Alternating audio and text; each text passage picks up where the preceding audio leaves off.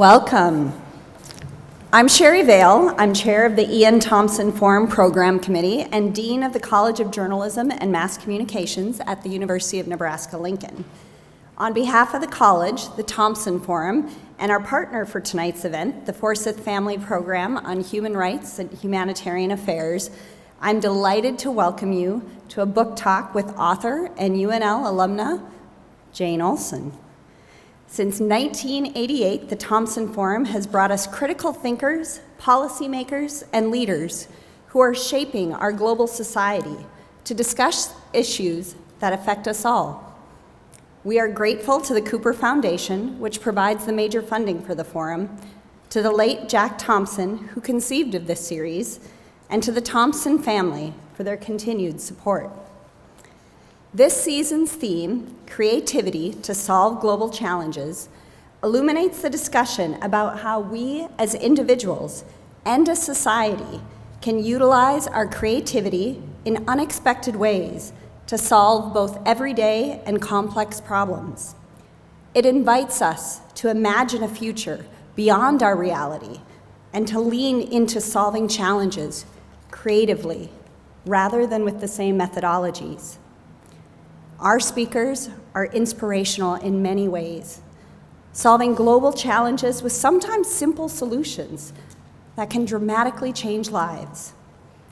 These stories encourage us to recognize the importance of creative, inventive thinking and problem solving, and entice us to employ these methods in our own lives.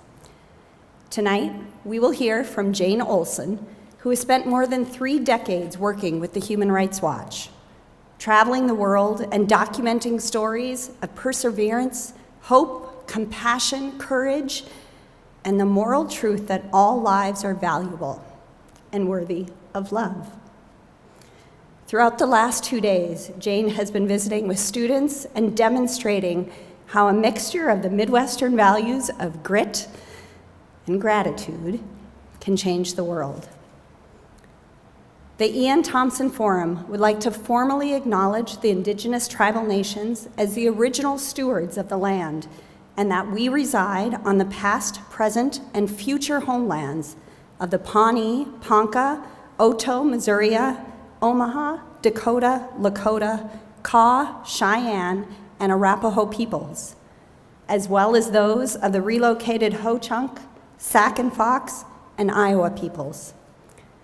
Through our acknowledgement, we work to develop positive, ongoing relationships to our Indigenous tribal nations and the rich tribal diversity in the state of Nebraska. Now, I'd like to invite Chancellor Ronnie Green to introduce tonight's speaker.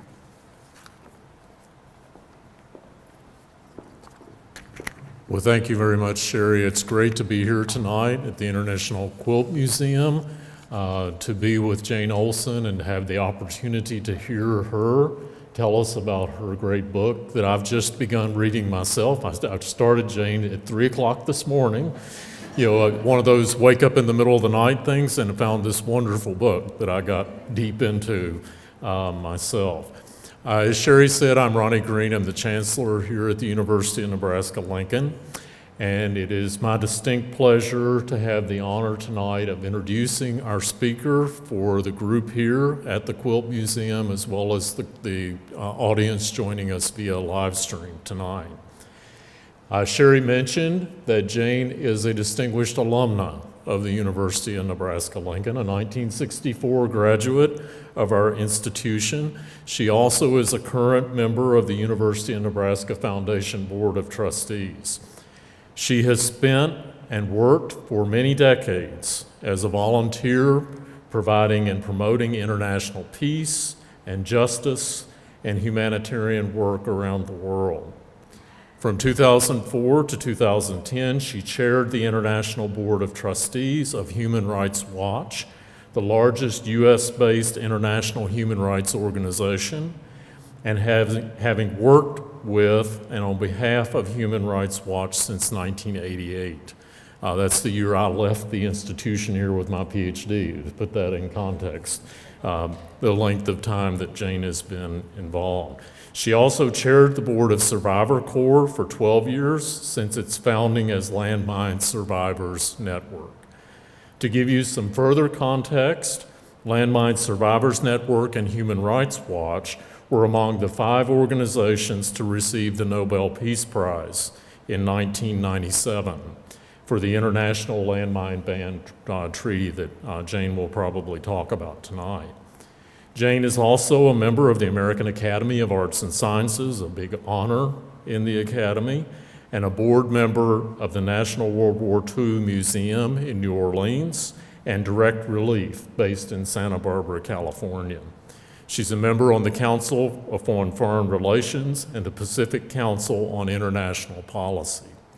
She served as the co-chair of the Women's Refugee Commission in New York and continues to support it as a commissioner. Jane has received numerous awards, including the 2010 inaugural Allison DeForge Award from the Human Rights Watch and the inaugural Eleanor Roosevelt Award from Feminist Majority in 2005. And as Sherry just said, she has graciously spent the last 2 days here at the University of Nebraska-Lincoln, meeting and visiting with students in the College of Journalism and Mass Communications and with members of the faculty and the Lincoln community.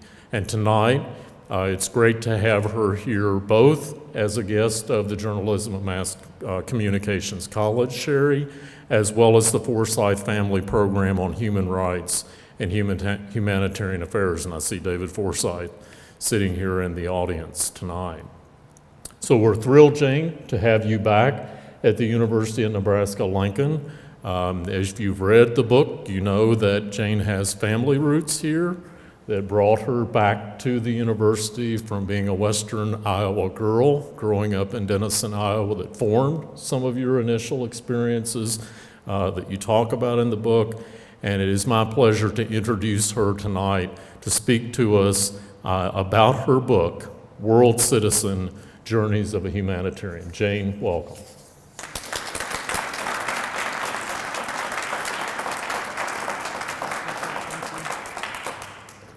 Thank you, Chancellor Green and Dean Vail. I've had so much fun here. I can't start by crying because I have some stories that are going to make me cry, but I just feel so deeply what a privilege and pleasure it's been to come back to my alma mater and especially to meet with students. The time with the students has been the most special because I have 8 grandsons who are all college age and in they all are football players, various D3 level schools and all across the country. And I just have been so impressed with the quality of the student body here and their interest, their curiosity, and their serious care about what they can do to make this world a better place. You know, they're growing up in a much more diverse society than I did. I just met at, was it 2 o'clock or 3 o'clock? 3 o'clock today, with a class that's working on human rights and diversity issues, and they're doing projects. And to hear them tell about the kinds of things that they were exploring, I had to start by telling them that when I was a journalism student, I was in a depth reporting and investigative reporting class with Neil Koppel, who later became dean of what was the School of Journalism in those days.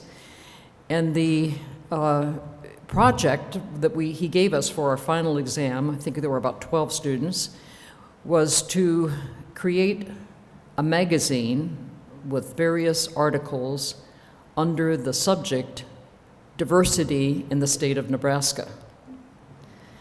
And I started my article by listing the surnames of the 12 students in my class because all of us came from different countries.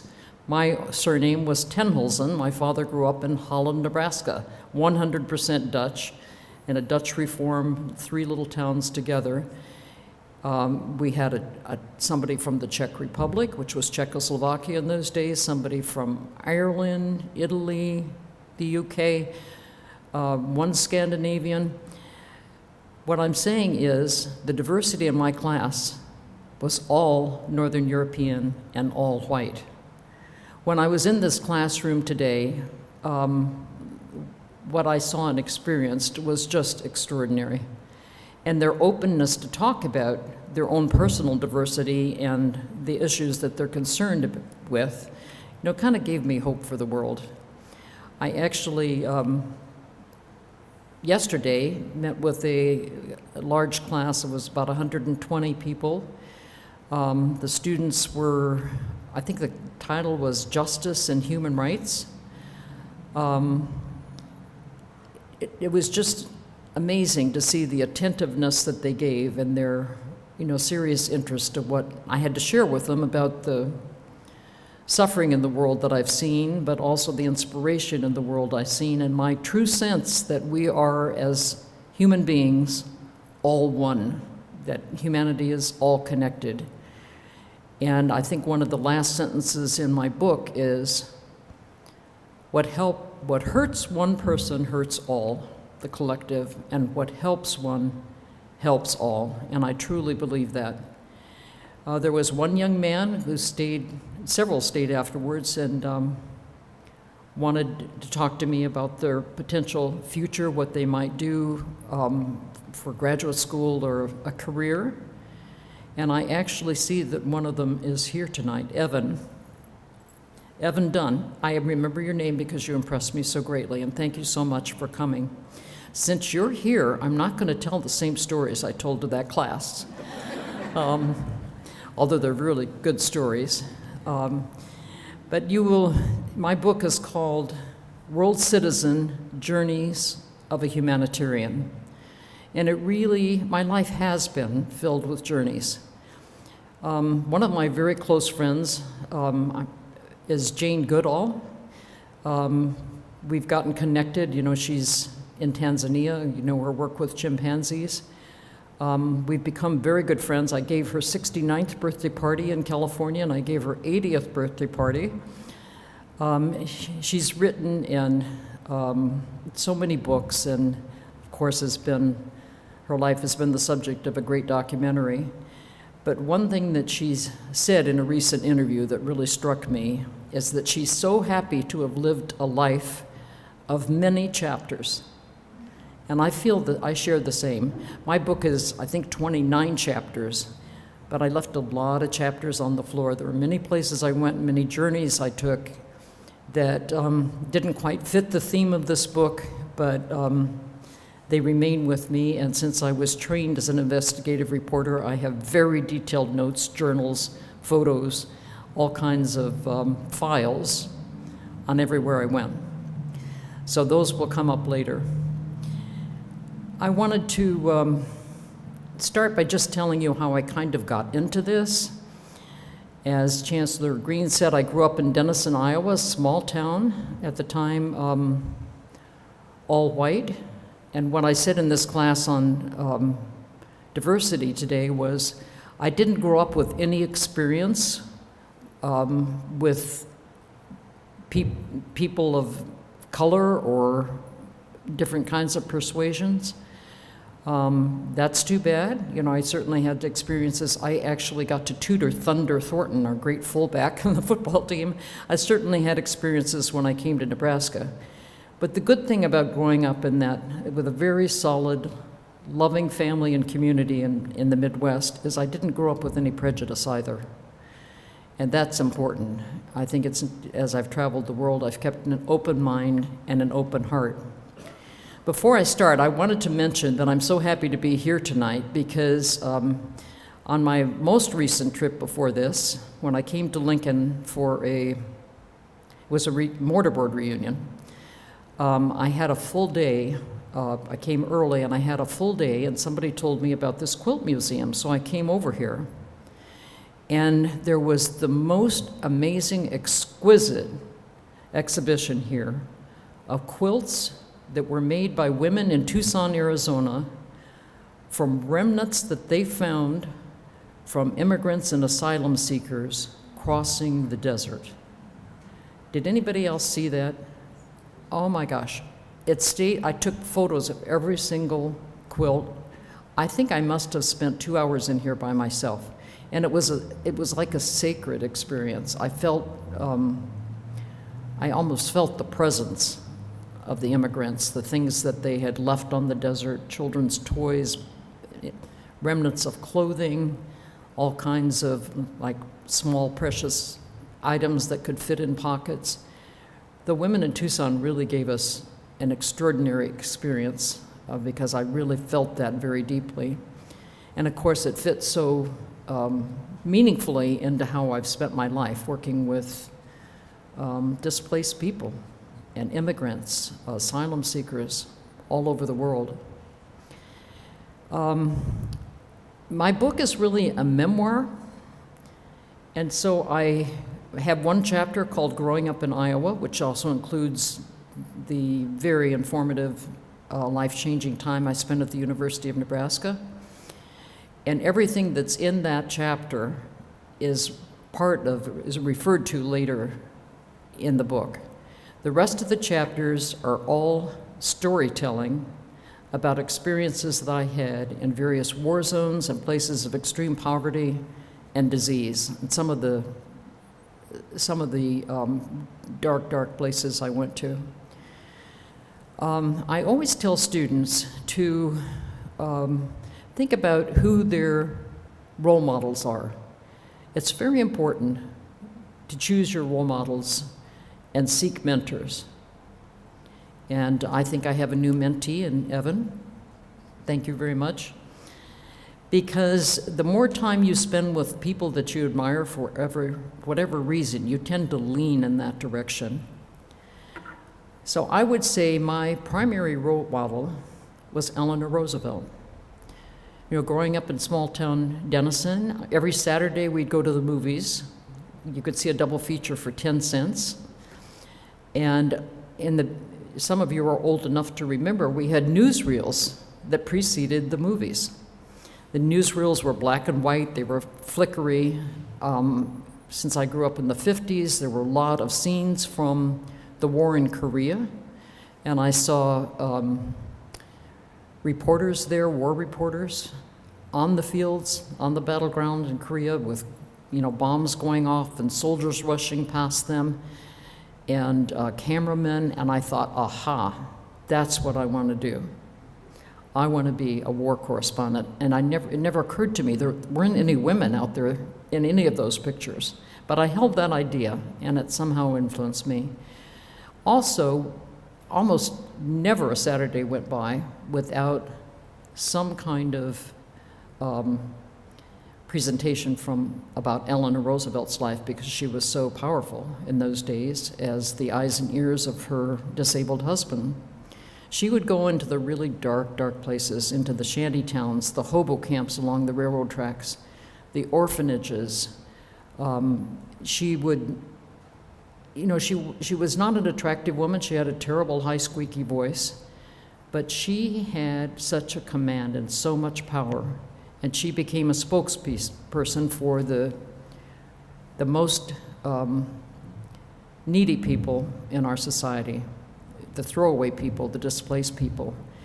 And I took her as a role model. And of course, when she became a champion for the establishment of the United Nations, she became a real heroine.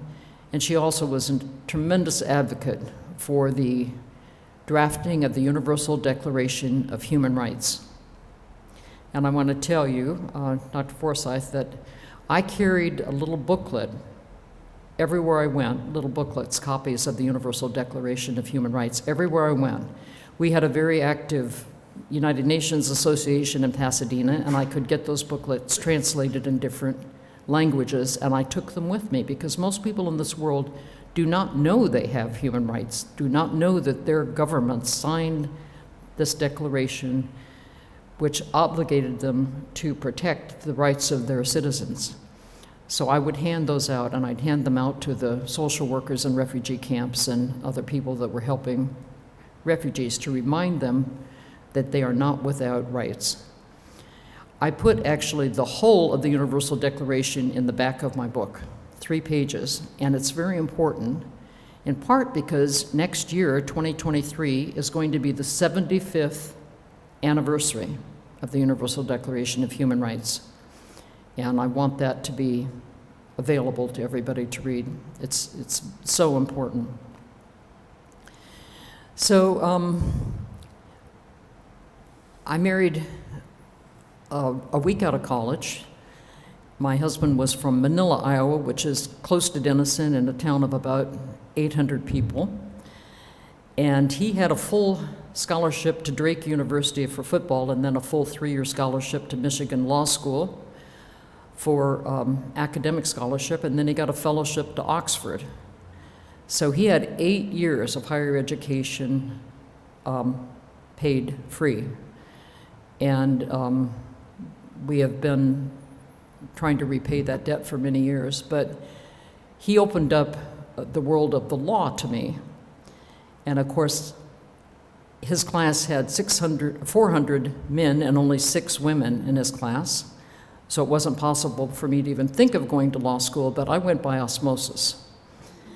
And I think because my husband was a lawyer, I leaned more towards legal issues. I think if he'd been a doctor, I would have been working full-time on HIV/AIDS or something like that. But I have always liked being around people who are working on law and justice issues. In Pasadena, we joined a church that's a very progressive Episcopal church. I was doing lots of volunteer work while raising children. And at the time that I was in the early 80s, we had tens of thousands of people from Central America coming north, just like that caravan that happened during the Trump administration. Thousands and thousands escaping the Contra wars and seeking asylum in the U.S.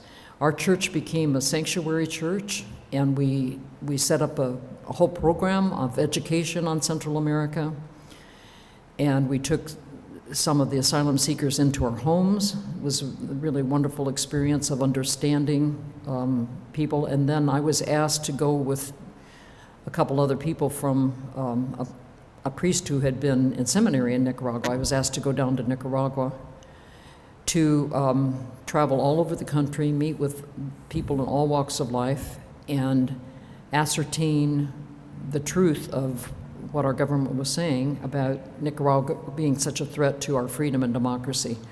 That was a really, really extraordinarily instructive experience for me.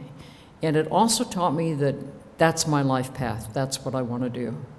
I want to go into these places and meet with the people and do what I can to help them, but also tell their stories and speak the truth about what I see. I still had 3 children at home, and so raising children is my joy and primary obligation. I didn't want to miss any of the time with my children. All of you who are parents understand that. And so I put that dream off for a while. But the day our youngest child left for college, she went to Carleton College in Minnesota. Her father took her, and I was on a plane to Moscow. It was a time when the Soviet Union was starting to break apart, and I was invited to be a part of a delegation of 100 Americans who would meet with 100 Soviet citizens and take a journey in Ukraine from Kiev to Odessa on a boat down the Dnieper River. It's an area that had been completely closed off because it was an area where military weapons were being produced and also nuclear weapons were being produced.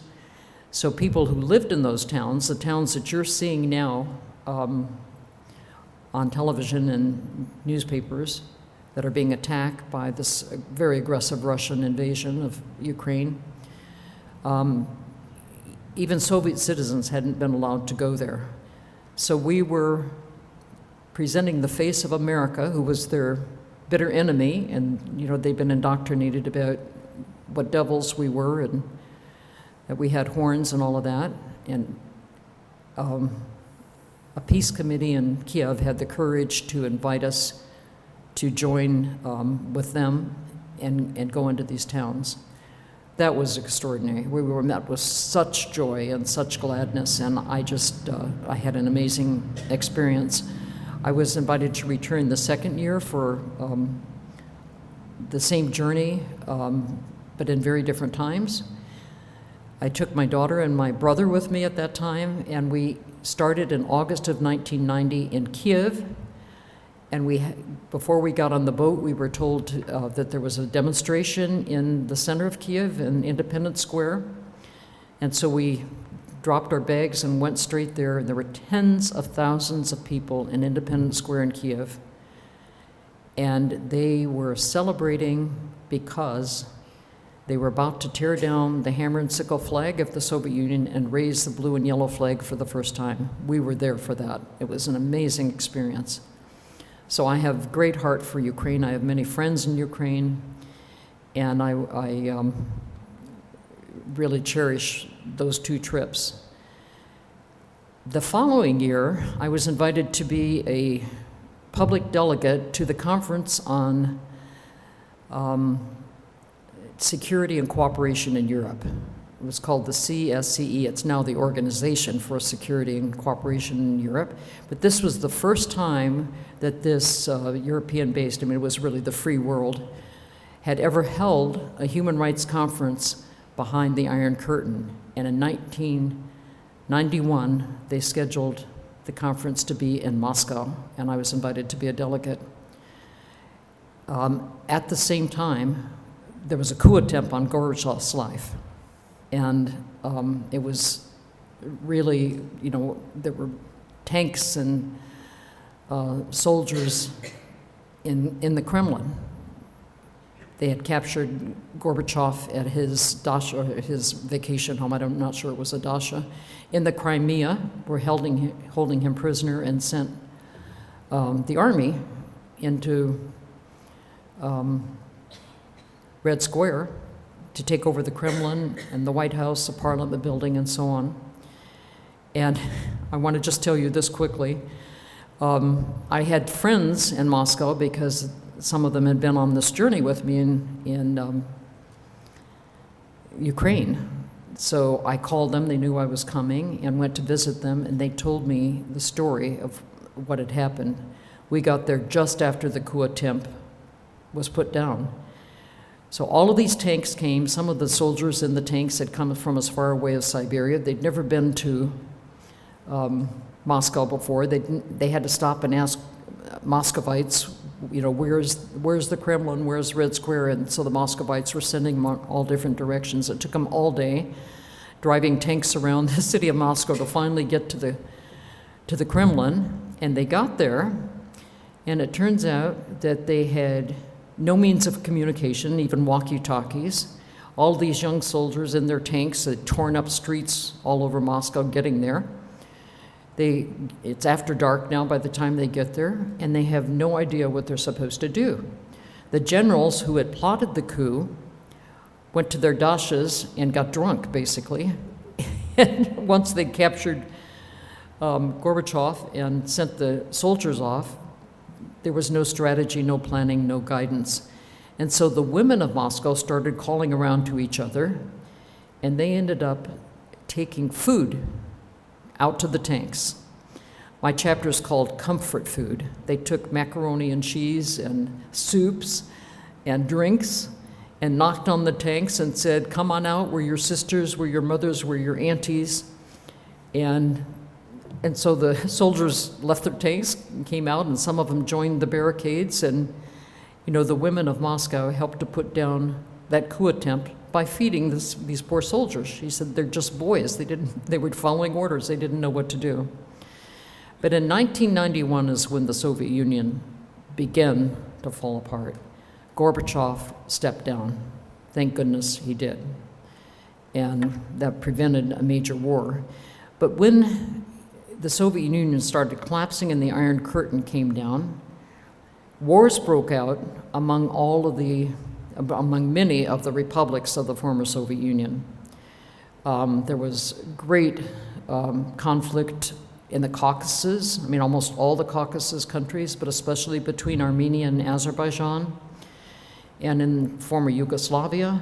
Many of these countries had been put together at the end of World War I and World War II by the conquerors, and they formed borders and put together people who had been natural enemies for hundreds of years. And so wars broke out. And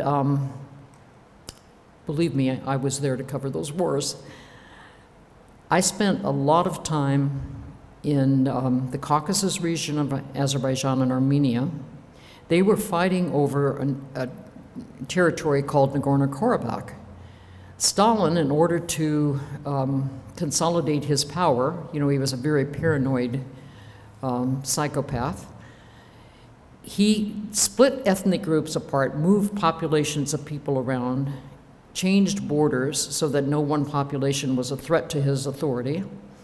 And in the Azerbaijan-Armenia area, he took Nagorno-Karabakh, which was very important to the culture and religion of Orthodox Armenia, and gave it to Azerbaijan. That was a huge war. I covered it. There are several chapters of very, very extraordinary experiences going there. But I want to tell you tonight a little bit about Yugoslavia, because I'm sure many of you remember the war of ethnic cleansing in Yugoslavia. Does anybody not know that? I'm sure you all remember that, because that happened in kind of the mid-90s. When Yugoslavia was created, they put 6 republics together. There was Croatia, which was basically Catholic, Serbia, which was basically Orthodox, and in the middle, Bosnia. Bosnia-Herzegovina it was called, and Bosnia-Herzegovina was populated primarily by ethnic Muslims. Now, these Muslims were not religious Muslims. No one under the Soviet Union was allowed to practice religion. They were ethnic Muslims because they were descendants of the Ottoman Empire, basically, and people who became Muslim in order to get jobs and education, and the reason people in Russia became communist. But when the Soviet Union fell, the leaders of Serbia and Croatia talked about cooperating in a land grab. The primary perpetrators, aggressors, were the Serbs, by far the Serbs. But they wanted to divide up Bosnia and take that land and increase their territories. In the process, killing tens of thousands of Muslim, ethnic Muslims from Bosnia. I went over there many, many times, but I want to tell you about one time in particular. It was probably my 5th or 6th time, and there had been so many villages and towns destroyed. Many Muslims, many Bosnians had fled from Yugoslavia itself or fled into Croatia and beyond for safety. They were either internally displaced within Bosnia, or they were crossing the border, had crossed the border as refugees. There's a difference in the definition. On this trip, I went into, and it was cold, felt like today, snow on the ground, but I went with an organization called World Vision, that is a humanitarian organization that had been supporting internally displaced people in central Bosnia. It was very tough to get there. We had to drive on what's called Sniper Alley outside of Sarajevo, where there were, snipers in the hills. I probably shouldn't have been going there, but it was something I wanted to see, because most of the Bosnians remaining in Bosnia had been pushed into this central area. And it's kind of a mountainous, hilly area. A lot of their territory had been taken. And I had many experiences there, but I want to tell you about one in particular. We went to visit a young woman that World Vision told us had an extraordinary program they wanted us to see. And we were really there to evaluate conditions of women and children refugees and to see, what kinds of relief supplies and interventions that they needed. So after a very trying night, which you will read about in my book, I hope, we got to this place, and it was like a concrete block building, but I think it had been a resort in the town of Phoenicia. And it's a town that was probably about the same size as my hometown of Denison, Iowa, but at this point there were some 50,000 displaced Bosnian people forced into there, living in every kind of possible shelter you can imagine, very bad conditions. But we went to this concrete block building to meet a young woman who was named Mency. Mency was 32 years old. She had a wonderful, warm personality. I had no idea of the story behind what she had personally experienced until sometime later. But she served us tea. I get served tea everywhere I go. And in Bosnia, it was sweet tea.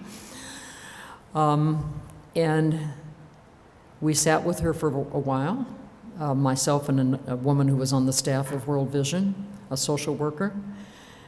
And after we got a little comfortable, she asked if we would like to hear her story.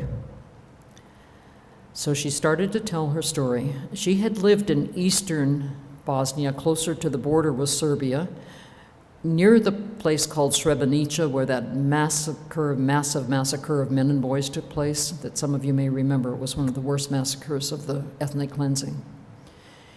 She said that when the Serbs came to her town, they circled the town and started shelling, and eventually came down and forced everyone to get out of their houses, out into the streets. Separated the women and younger children, women, girls, and younger children from the men and boys, and they killed all the men and teenage boys on the spot. At this time, the Bosniaks had started to fight back. They had, if they were going to be killed for the religion, they wanted to learn what the religion was about. They became a little radicalized, but they also became a little militarized and were fighting back. So the first thing they did was kill all the men and boys. And Mency said her husband and her father were killed, and then they burned all of the Muslim houses. Mency had a 4-year-old boy, her son, and along with other young women, she and her son were loaded into a truck, and she said they drove for hours. She didn't know it was getting to be night. She didn't know where they were going.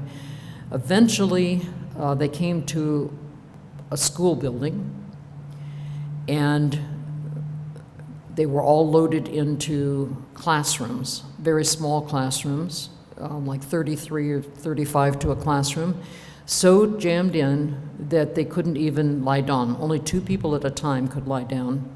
The rest had to stand. And she said she was in there with other women and younger girls and her son. She said that day and night, the Serb militia would come and take the girls out and rape them, sometimes several at a time. She said they were ordered at gunpoint to rape the girls. And she said that one of the women in this classroom with her, who was experiencing the same kind of horrible sexual abuse, said that she was a nurse, she was a surgical nurse, and she had been raped by the doctor that she worked with, the surgeon she worked with. And she said he was ordered at gunpoint to rape her, and he did. And she said, he knows me, he knew my family, I've worked with him all these years, how could he do that? Stories like this came out. Mency said eventually, after many days of horrible abuse, there was other torture. They were, cigarette burns and choking and all kinds of horrible things. Some Bosnian men found the school and rescued her and some of the others and brought them to Phoenicia, which was now a thriving, huge city of displaced people. She said when she got there, the only thing that kept her alive was her son. She said, I had to stay alive for him. She said, but my son, she called him Senko. She said, he has not spoken a word since he saw his father killed. And she said, my son is not in his body. He's lost all sense of who he is. He doesn't know who he is. She said, I just curled up in a ball and wanted to die myself, but I had to stay alive for him. And she said, then I noticed all of these teenage girls were coming, and I realized that they had been hurt even worse than I. And she said, I realized that in addition to helping my son, I needed to do something for these girls. She said, I gathered some of the other women my age, and we talked about it. And we decided to set up a beauty salon for the teenage girls who had been so horribly, horribly abused. And she said, we gave them hair treatments, we gave them massages, we were trying to get them into their bodies, to feel their bodies, to rediscover their humanity and their will to live. She said, by helping them, I started to regain a sense of myself too, and especially of my role as a mother, which is what I had to hold on to. She said one of the women in the group who were helping with this was a Serbian woman who had escaped Sarajevo just before the siege of Sarajevo, which you may know lasted 1,000 days. I have a whole chapter about the siege of Sarajevo and how they survived. She said this woman was Serbian, and we had Croats with us. She said we weren't just Muslims, you know, all of us suffered the same kind of abuse.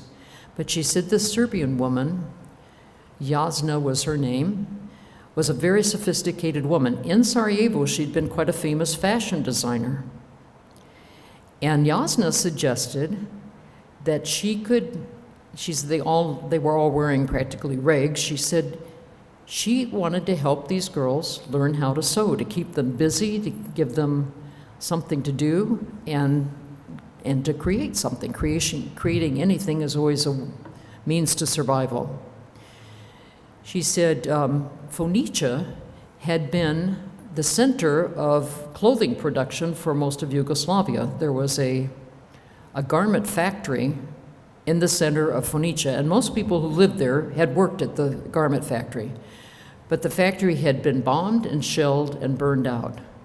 She said, but some of the refugee men here with us were able to go through the ashes and find industrial sewing machines. And they got them out, they set them up, oiled them, cleaned them, and got them working. She said we also found in the ashes some shears, scissors, even zippers, anything that was metal that didn't burn. And she said we salvaged everything we could. She said the thing that we were missing is we had no fabric, because all the fabric had been burned up. But Jasna had an idea. She said what we did have in great quantity was burlap bags, because the United Nations Food Program delivered huge burlap bags filled with potatoes and rice, beans, you know, stuff that's hard to cook, that takes energy and water. But she said they had a lot of empty burlap bags stacked. And so the women took the bags and washed them and softened them.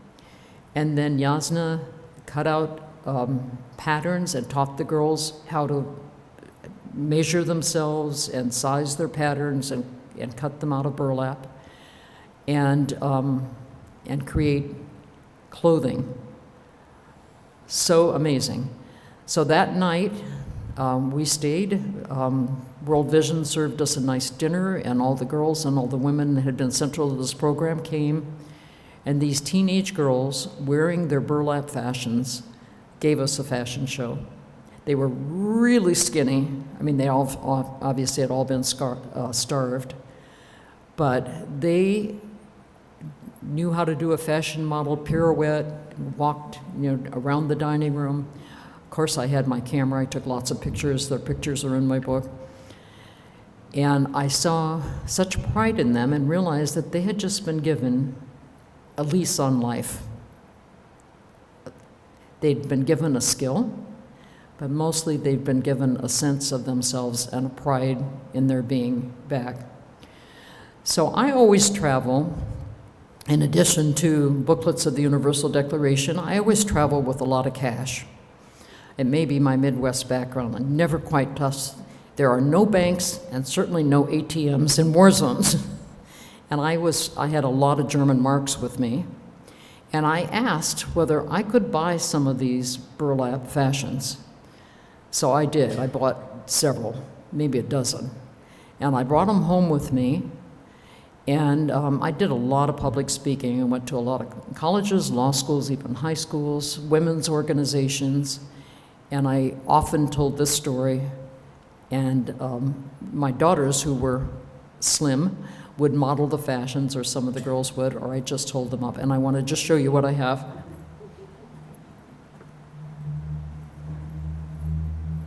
So, since I'm traveling for a week, I could only bring one. I didn't want to have too heavy of a suitcase, but I brought this little skirt. Now, the burlap bags were stamped with the name of the country in the alphabet of the country, and also the name of the food product that was contained within. I want to just show you this little skirt, and you'll see why I can't model it for you.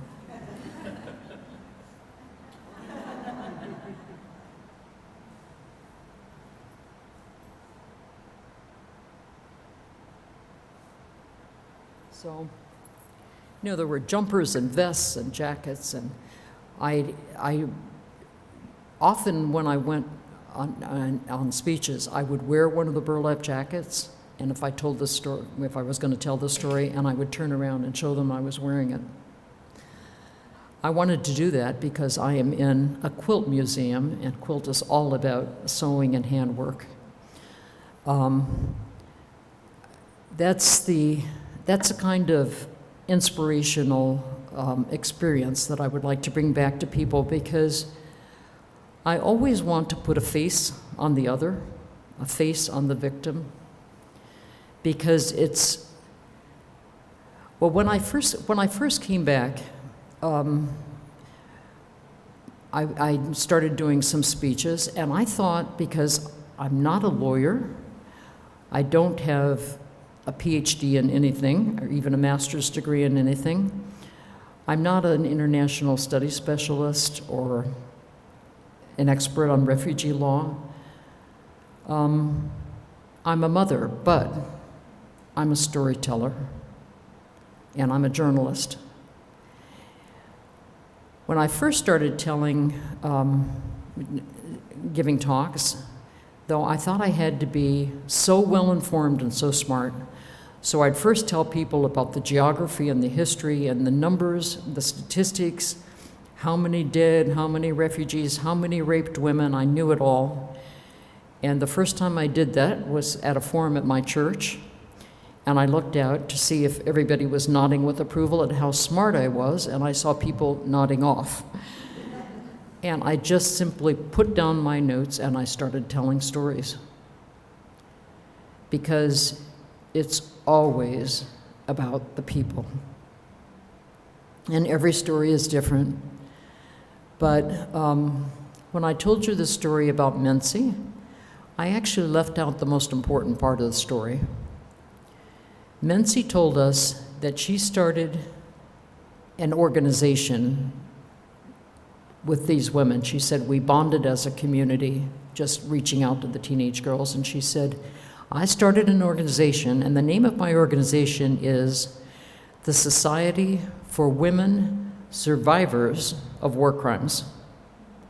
Survivors, not victims, she said. We can never consider ourselves to be victims, because if we give in to victimhood, then we will really have lost.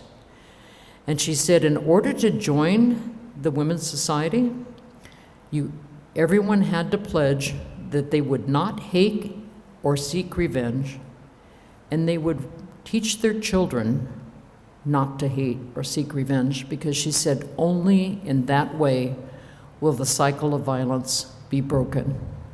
And at the time we were there, she had 800 members.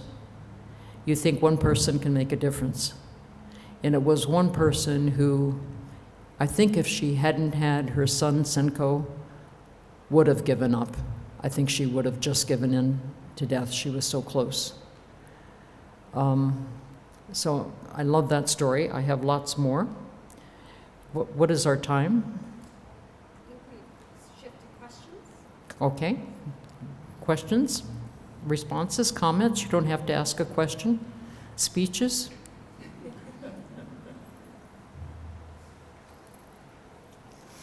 Evan, what's on your mind back there? Mm-hmm.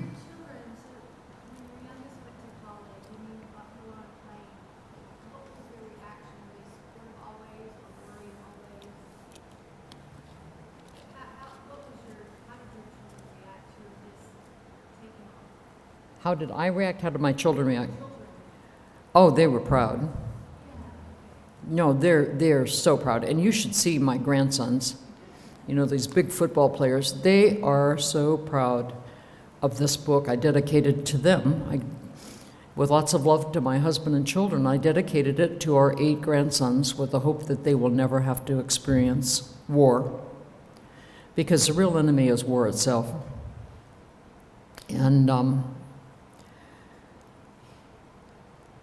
you know, when you're living your life, one thing follows another. And I must say, I never went actually seeking anything. Everything came to me and I was asked, would you do this? Would you do this? And I had been a full-time volunteer. You know, I took my children to Head Start when they were preschoolers.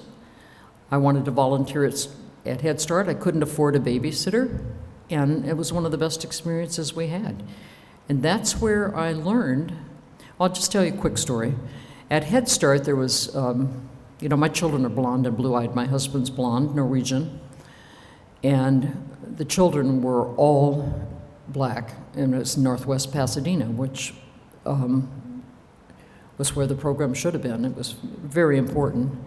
Many of the kids had never sat on a chair. They'd never used silverware. Certainly, they'd never been held on a lap and read, many of them, and read a book.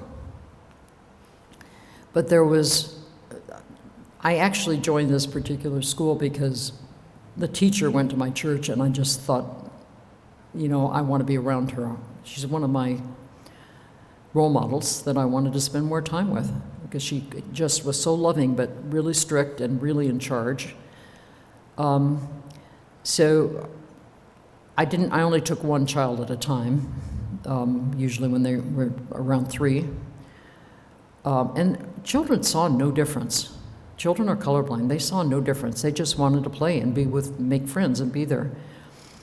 But there was one boy named Mark who was a real bully, and the teacher asked me, would I please focus my time with Mark and stay with him, because he was so disruptive in the class. He was hitting other kids, he was yelling, he was interrupting, he was just basically disruptive and being a little brat. I mean, a 3 or 4-year-old brat. He was the cutest little kid you ever saw, but he was mean. So sure, I love little boys. So the first day, when she asked me, please get him out of the classroom, I took him outside to the playground and put him on a swing and started pushing him, as I'd pushed my own kids hundreds of times in the parks, right? So I pushed him, not that hard, and he started screaming in fear. And I thought, what on earth? And so I went around and from the front picked him up, and he wrapped his arms and legs around me in sheer terror. And that kid had never been on a swing before. And I realized that all of his acting out and his bullying of other kids and so on came from fear. And that was a real lesson to me, because he needed to be loved. And I ended up just bonding with that child. I took him and his sister to movies and, out for picnics and so on. His mother was overwhelmed. And, but what I learned is whenever I saw a bully, like Milosevic in Serbia, I saw him as a scared little boy. He had to act out and kill people and all of this, but he was insecure in his own skin. And I just don't fear bullies anymore. That was an experience, but a lot of lessons come out of volunteer work, and a lot of lessons come out of being parents, right? Any other questions or comments? I'm going to call on Evan, my mentee. So you say one of the major things you do is put a face to survivors, right? Like whenever we hear about these things, not just from speakers, but also from the news, what can we do in our communities? How can we go out and share that narrative, share that like lived experience of those people, rather than have it be so data heavy like we see so often? That is a really good question. How can you and other people in the community share the message of these victims being worthy of our care and attention and love? I just had a great answer to that. Now I've forgotten it. I think one of the reasons I wanted to write this book, I ended up self-publishing the book because I wanted it to, I put about 200 photos in it, and no publishing house will put the photos in the chapters. They want to put them in the middle on slick paper because it's cheaper to do that. I published it in a very expensive way because I thought the photos had to go in each chapter, because you finish the story and you want to see the picture of the people I'm writing about. In our country right now, we are so polarized. There's so much hate speech and so much judgment. And that's the background from which Evan's question comes. And I think it's really important to stand up to that. I mean, you don't want to get into any kind of political argument. And people are often set off like that from any kind of comment. But I think if you can share a story that maybe you read in the newspaper or you saw on television that helps someone understand the personhood of the victim. I think one of the best things that's coming out of Ukraine is that we're seeing journalists do this kind of storytelling. I'll never forget Anderson Cooper on CNN being down in that subway basement with that young mother with a newborn baby, and he followed her. And she was talking about how her husband was out fighting, and her whole situation there with no food and no sanitation, no clothes and so on. I think that helped, that said more about the situation, and it gave you some understanding and some compassion, some empathy for what was happening there. Share those stories. If you've seen them on television, if you've experienced anything yourself, share it. Put a human face on the victim, on the other. I think it's really important. When I began this work, I used to think that the hard news was those reporters out on the battlefields, those reporters interviewing the guys in the tanks and the guys with the guns and talking about missile strikes and devastation and so on. That was hard news, right? But since I began doing this humanitarian work and going all over the world, I mean, some of my experiences in Africa, I couldn't even put in some of the really grisly detail of things I experienced. That's hard news. That's the hard work. And I think that journalists are starting to realize that sitting with the human pain, with someone who's lost everything and has barely survived, sometimes with severe injuries, hearing their stories, recalling their stories, writing their stories, that's the hard, painful thing. And that's, to me, that's hard news, but the important news is putting a face on the victim, because we're so quick to judge.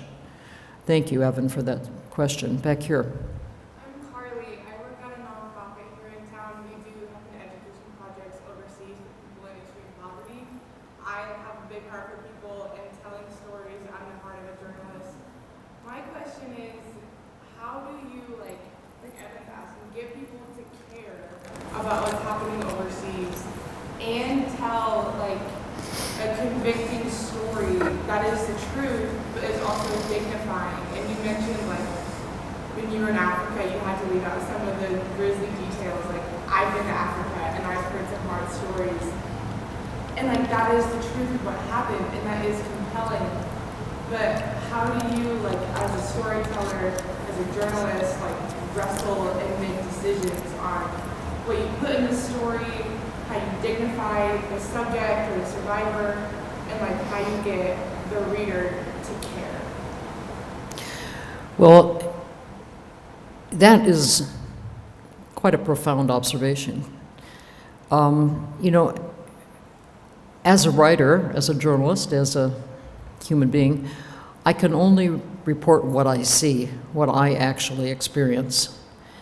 And you know, the judgment is left to the reader many times, but, you know, there's many times only one judgment that could be made given the details of my stories.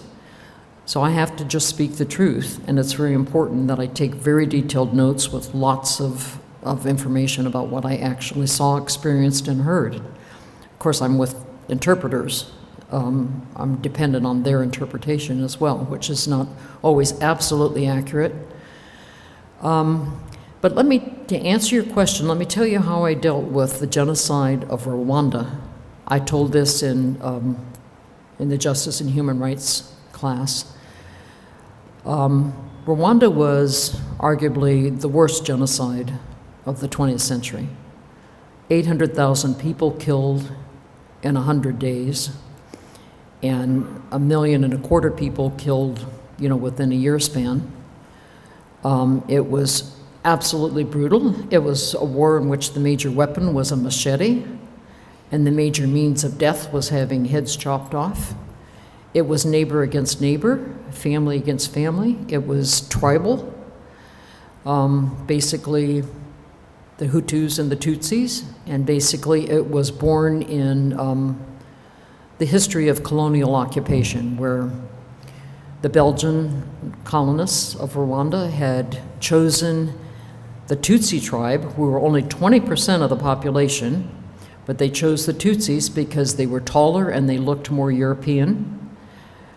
They became the privileged class who were given jobs and education and access. The 80% Hutus, of course, eventually rebelled and revolted. But there were insiders to that kind of violence. There were primarily it was the hate speech primarily came across radio, calling the Tutsis cockroaches, making them subhuman, you know, day after day after day of hate speech. And you hear enough hate speech, you know, it does sink in somewhere. We're seeing the results of some hate speech in this country. But that was such a massive bloodbath that I chose to tell the story of the genocide through the story of one person. And that was a girl who was 16 years old at the time of the genocide, the time of the genocide. She was the sole survivor of her family of 8. And she was shot and had machete wounds and was actually left for dead on the road. And a Hutu guy came along and he was throwing all the dead bodies onto a truck to take them out to a massive dump site. And when he moved her, she groaned. And he leaned over and said to her, and her name, by the way, is Happy. Her name was Happy Mutisi. He said, "You're alive." And he said, "I'm a Christian and I'm going to save you." And he left her there by the roadside and he said, "Someone will come," and he said, you will die eventually. Someone will come and pick you up, but I'm not going to take you now." And she managed to crawl to a place where she could hide, and eventually was found and taken to a hospital. But the Hutus were coming to the hospitals and killing all Tutsis, doctors, nurses, and patients. And so one of the nurses, a male nurse in the hospital, was a neighbor of hers and recognized her, knew her family, recognized her. He put her in the morgue, and he put dead bodies around her, and she spent 2 full weeks in the morgue with dead bodies in order to survive. This humanitarian nurse came in, and he didn't want anybody to know he was doing this. He could have been killed himself. He fed her. He did enough to stop the bleeding, give basic first aid to her wounds, and left her in there. He said she'll never get the smell out of her nose. Well, we did when I was chairing Human Rights in the Women's Refugee Commission, we did an event at the United Nations in there, that big room with the green tile walls, the green marble walls. I love that room so much. We called in women survivors of wars all over the world. So women came from Central America, from, of course, Yugoslavia, from Middle East, from various parts of Africa. And the purpose of the conference was to advocate on behalf of the United Nations establishing an international criminal court. We had, every time there was one of these major disasters, the UN has a civil court, but it didn't have a criminal court. They would have to set up a special tribunal. So there was a tribunal for Cambodia. There was a tribunal for the former Yugoslavia. And after the massacre, the genocide in Rwanda, they set up a tribunal that was in Arusha, Tanzania. I got to visit there several times. But we really needed an established international criminal court. So we invited all these women to come to the United Nations and to testify about their experiences. It was a day I will never forget. And their message was how important it was to them to see justice served. I'm a humanitarian and I'm a peace person, but I also understand the importance of justice. And after all these mass killings in our country, what do people want for their dead ones? Their losses. They want justice served, right? They want someone punished in a formal way, a formal and appropriate way.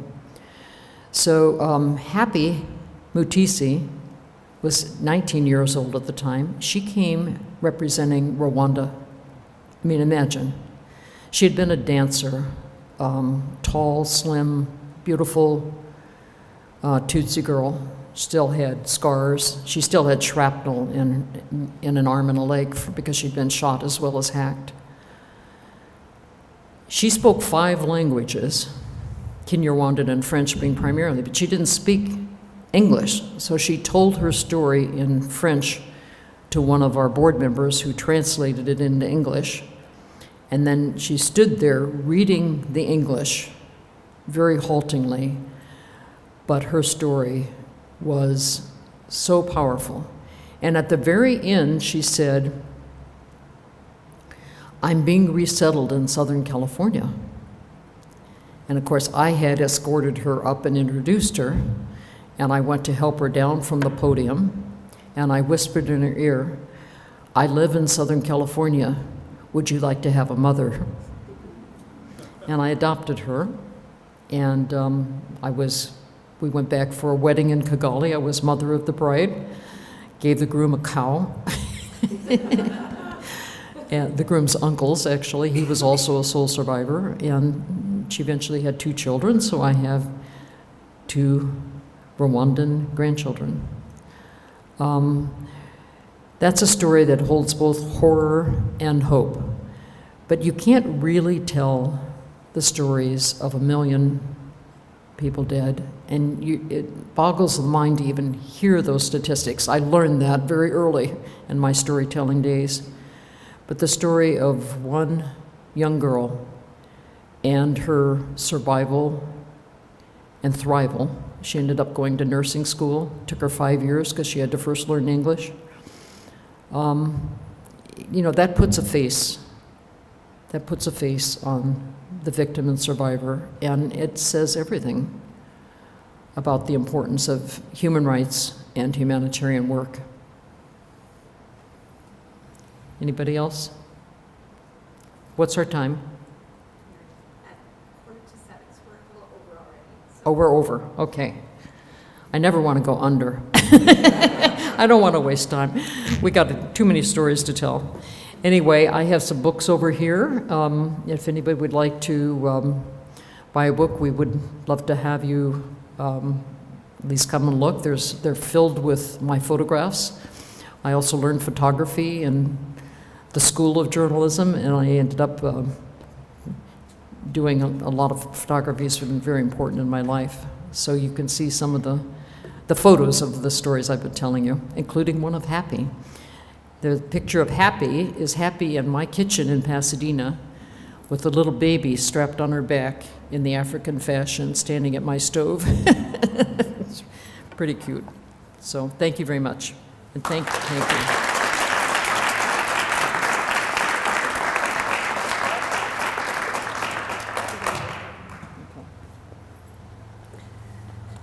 Thank you, Jane, for sharing your stories and your incredible experiences. Truly an inspiration to our college, to our students, and to all of us who are here tonight. Thank you all for attending this evening's Ian Thompson conversation. I invite you to attend the rest of this year's series on creativity to solve global challenges. The next opportunity will be on January 23rd, when we will have landscape architect, urbanist, and climate activist Martha Schwartz at the Leeds Center to speak on the future of cities. The full schedule can be found online at ianthompson.unl.edu. Thank you to the Forsyth Family Program on Human Rights and Humanitarian Affairs, and to the College of Journalism and Mass Communications for co-sponsoring tonight's event. And thank you all for coming. Have a wonderful evening.